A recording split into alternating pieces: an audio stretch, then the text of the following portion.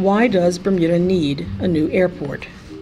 The L.F. Wade International Airport is deteriorating. Those who work there agree with the need for a new facility, as do both political parties. That's why, over the last decade, each government has proposed ways to address this problem, a problem that's getting worse with each year of neglect. So why not just repair the current terminal? Repairing the current terminal would cost at least $115 million. Maintenance problems might go away temporarily, but the terminal would still have its faults and inconveniences.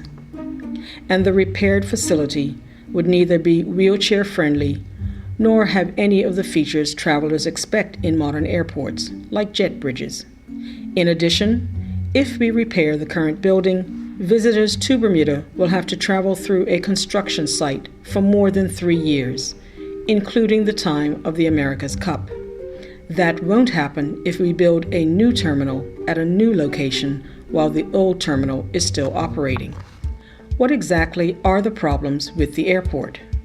The former government spent $3 million on a study which determined that the terminal's useful life ended in 2008. So the current building is operating on borrowed time.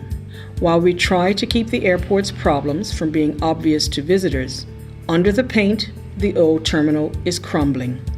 When it rains outside, it rains inside. The sewage system is below sea level, so when the tide is high and the wind is in the east, the toilets at our airport do not flush. The carpeting and flooring has had to be replaced several times because the sewage comes up from underneath. Since the airport was built in phases, the parts built long ago are settling at a different rate than the newer ones.